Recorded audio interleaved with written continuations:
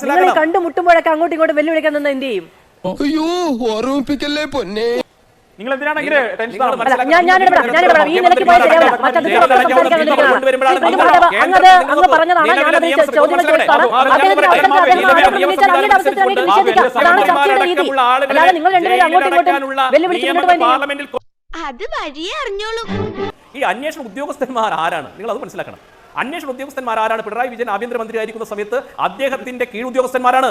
അങ്ങനെയുള്ള ആളുകളിൽ നിന്ന് കൃത്യമായിട്ട് പല സമ്മർദ്ദങ്ങൾ ഉണ്ടാകാം, പല മൊഴികളും മാറ്റിയെടുക്കാം. ഈ നേരത്തെ നമ്മൾ പറഞ്ഞ സ്വർണ്ണക്കടത്ത് കേസിനകത്ത് ഈ ശിവശങ്കരനെ കുടുക്കിക്കൊണ്ട് വൻ സ്രാവുകൾ രക്ഷപ്പെട്ട സ്ഥിതിയൊക്കെ നമ്മൾ കേരളത്തിലെ ജനങ്ങൾക്ക് അറിയാമല്ലോ. അത് നമ്മുടെ വൻ പ്രമാദമായിട്ടുള്ള മുഖ്യമന്ത്രിയുടെ ഓഫീസ് കേന്ദ്രീകരിച്ച് നടന്ന സ്വർണ്ണക്കൊള്ളയെ പോലും ഒരു സിവിൽ സർവീസ് ഉദ്യോഗസ്ഥനെ ബലിയാടാക്കിക്കൊണ്ട് രക്ഷപ്പെട്ട സർക്കാരാണിത്. കേന്ദ്ര ഏജൻസികൾ അന്വേഷിച്ചല്ലോ. കേന്ദ്ര ഏജൻസികൾ സ്വാധീനിച്ചോ? പിണറായി വിജയന്റെ ഉദ്യോഗസ്ഥരും പിണറായി വിജയന്റെ സർക്കാരും ചേർന്ന് കേന്ദ്ര ഏജൻസികളെ സ്വാധീനിച്ചോ? ശിവശങ്കരനെ ബലിയാടാക്കിയെന്നാണല്ലോ പറഞ്ഞത്. അത് കേന്ദ്ര ഏജൻസികളാണോ ബലിയാടാക്കിയത്?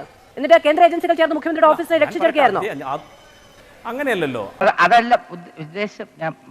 നരേന്ദ്രമോദി സർക്കാരിന്റെ ഏജൻസികളുടെ കഴിവുകേട്, കേന്ദ്ര സർക്കാരിന്റെ കഴിവുകേട് ബിജെപിയുടെ പ്രതിനിധി ലൈവ് ചർച്ചയിൽ വന്ന് അഡ്മിറ്റ് ചെയ്തിരിക്കുന്നു. ഇപ്പൊ പറഞ്ഞു 1 മിനിറ്റ് ആയിട്ടല്ലേ ഉള്ളൂ. അദ്ദേഹം പറഞ്ഞു തീർത്ത് 1 മിനിറ്റ് ആയിട്ടേ ഉള്ളൂ.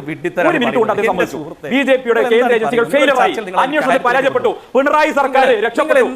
പിണറായി സർക്കാർ രക്ഷപ്പെട്ടെങ്കിൽ അത് ആരുടെ കഴിവുകളാണ്? കേന്ദ്ര ഏജൻസികളുടെ കഴിവുകൾ. ആരാണ് വിഡിത്തരം പറഞ്ഞത്?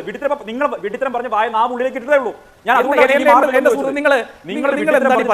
കേരളത്തിലെ സ്വർണ്ണക്കടത്തുമായി കേരളത്തിലെ ഉള്ളിലകത്തേക്ക് പോയത് നിങ്ങളത് മനസ്സിലാക്കണം. കണ്ടുമുട്ടുമ്പോഴൊക്കെ അങ്ങോട്ടും ഇങ്ങോട്ടും വെല്ലുവിളിക്കാൻ നിന്ന് എന്ത് ചെയ്യും? ഈശ്വര, ഇവിടെ ആരും പറഞ്ഞു ചിരിക്കാനായി.